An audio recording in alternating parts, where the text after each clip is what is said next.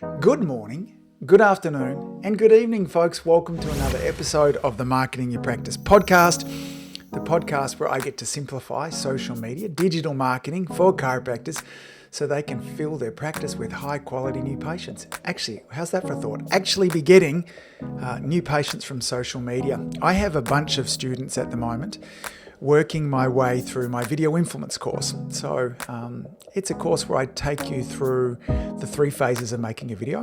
The before phase, which is choosing your audience. Who am I going to be creating my videos for? And then all the things like what kind of cameras do I need, and do I need microphones and lights? The good news is you don't need any of that kind of stuff. Your mobile phone is enough. But we do talk about what technology might be able to make your videos look even better. Then we talk about the structure of a video, and then we talk about what to do with it afterwards.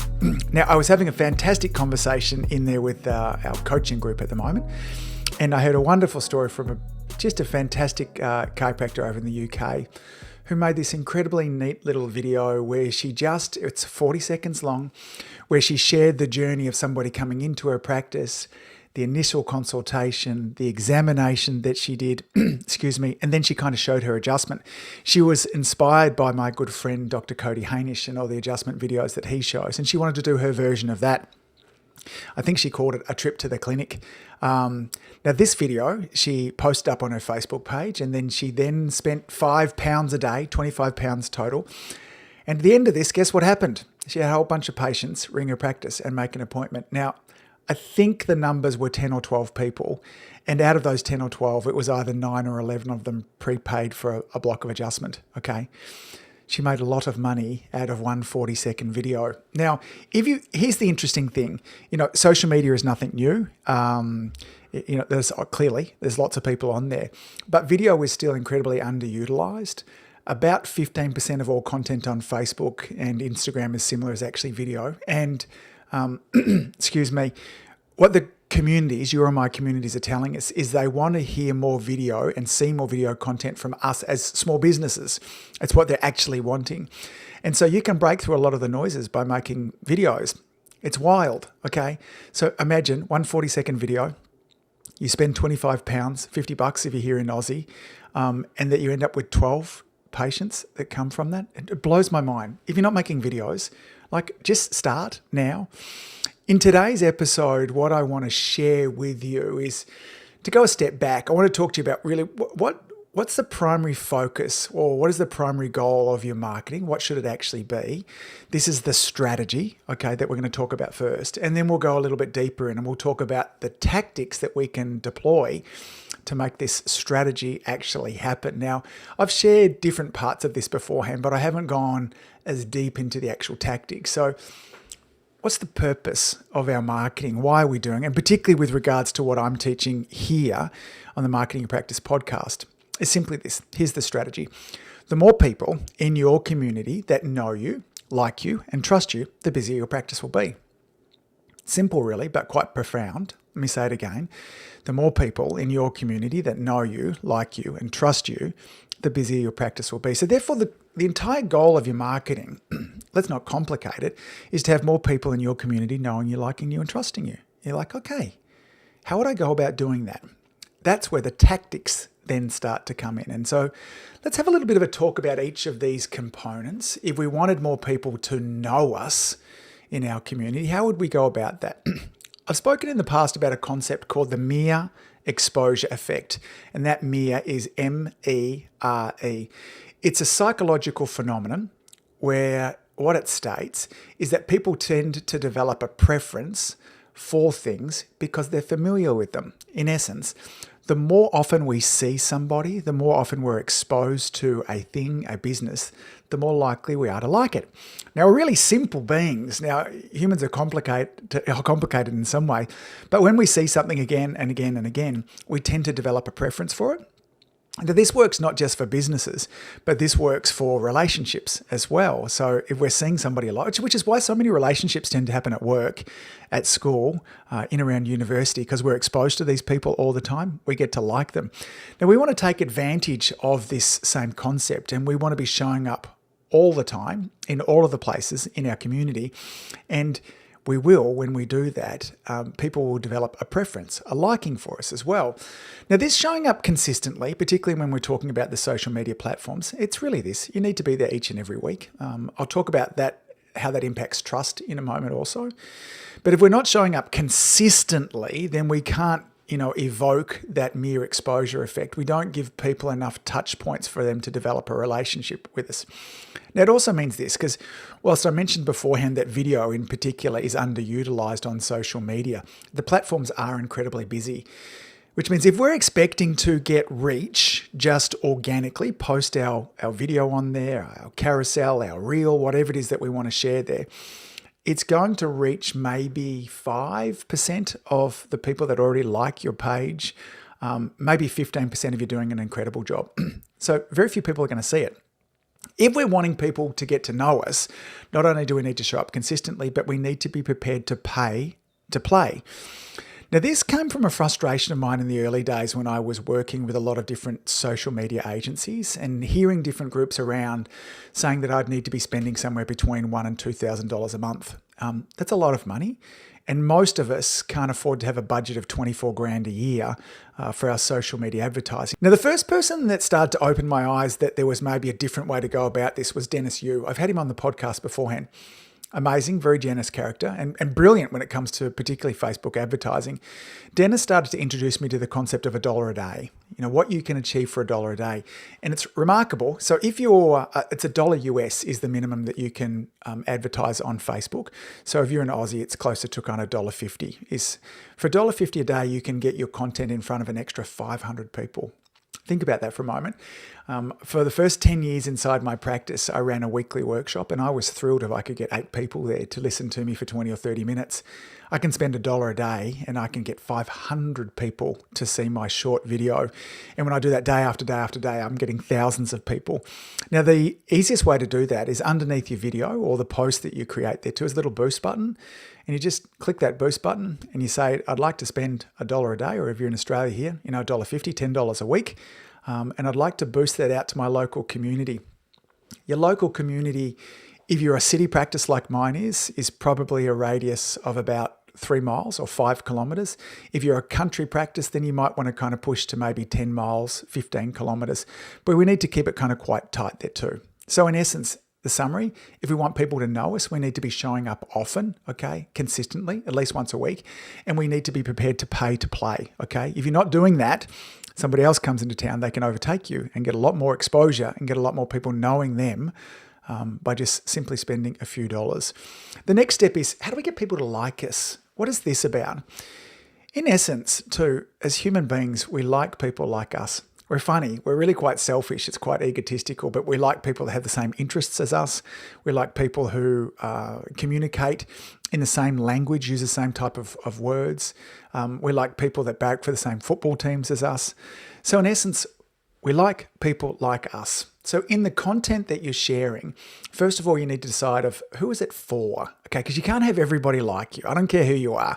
Not everybody likes Beyonce, and she's amazing. And so why not everybody likes her, I don't know.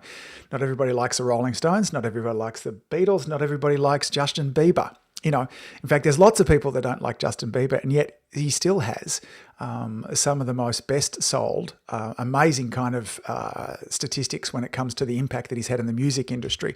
But we can't have everybody like us. So first of all, we need to decide who it is that we want to like us. That's part of choosing an audience. And then we need to use their language.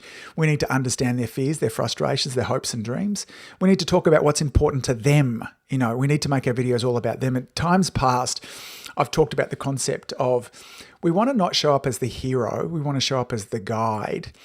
In the story of our lives, we have ourselves positioned as the hero, and we're looking for a guide to help us really live our very best life. And if you show up in my life as the hero, I'm like, I've only got one hero in this story. It's me. I've got room for a guide. Do you want to be a guide? And when we show up as a guide, we show up like Yoda to Luke Skywalker. That's how we want to actually show up. And so we're talking about what's important to them. Really, this is about empathy. Empathy is not only your secret weapon in your marketing, but I think empathy is a secret weapon in life when you're wanting to build great relationships.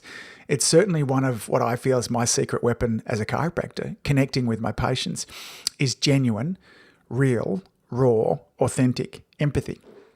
It helps me connect with people very, very quickly. And when we do that, that creates a very special bond. So if you're wanting more people to like you in your community, then first of all, you have to decide who is it that you want to like you. You need to start using their language, understand their fears, frustrations, worries, hopes, and you need to talk about what's important to them.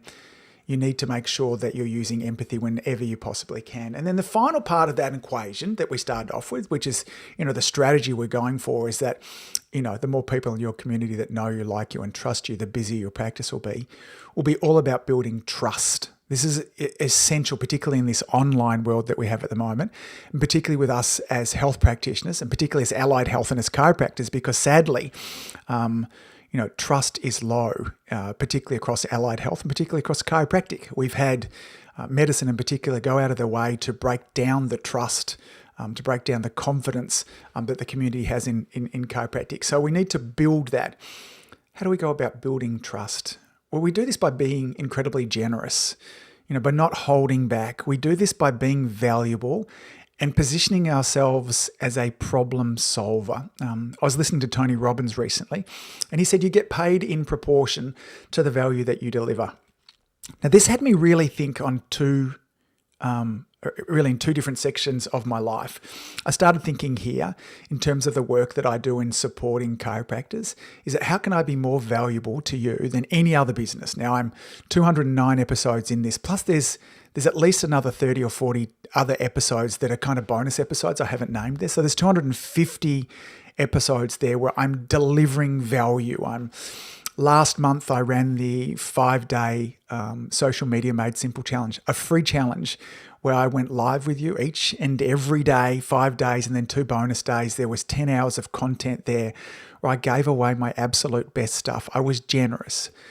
So how do you do that? How does your chiropractic practice become so incredibly valuable in your community? What can you do? Where can you show up? Who can you help? What problems can you solve? What other community groups should you be supporting, either with your time, with your money, with your resources? And then, of course, on social media, we're being valuable by solving people's problems. Now, the other way we build trust is that we need to show up consistently. And this was kind of what I mentioned the first part there with people knowing us, okay, is that we need to show up consistently.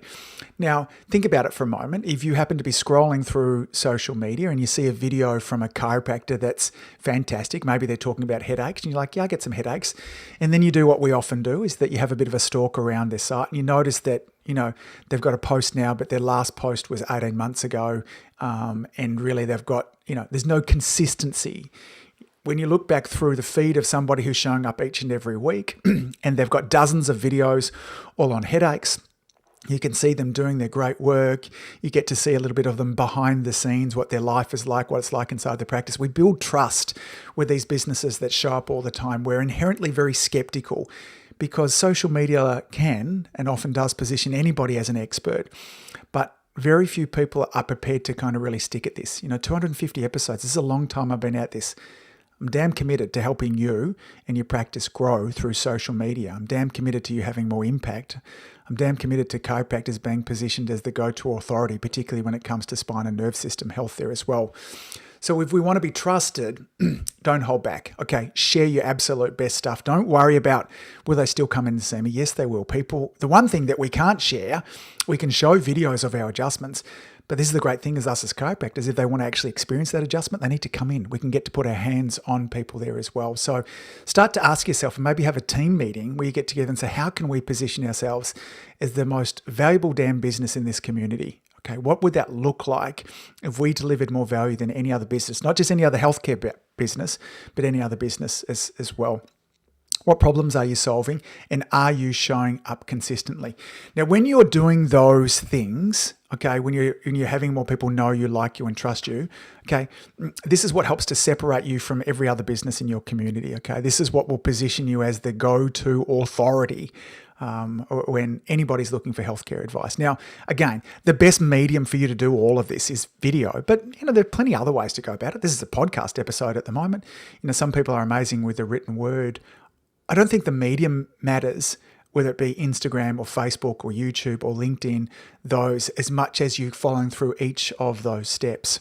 So again, If you're wanting your practice to grow, if you're wanting your income to grow, if you're wanting your impact to grow, then start focusing on how do we go about having more people know us, like us, and trust us. And watch what happens. Make some videos. Maybe you'll get the same result as a client that I'm working with at the start here as well. Okay, gang, until next time, thanks for all that you do. Keep saving lives. I look forward to seeing you back here again real soon. Bye. If you enjoyed listening to this podcast, you have to come and check out the Community Influencer Program. It's my monthly coaching program where we take all this material and I'll work one-on-one with you to apply, implement, systematize, and help guide you and your practice to the next level. Now you can join me on over at addiomedia.com/join. That's addiomedia.com/join. I'd love to see you in there.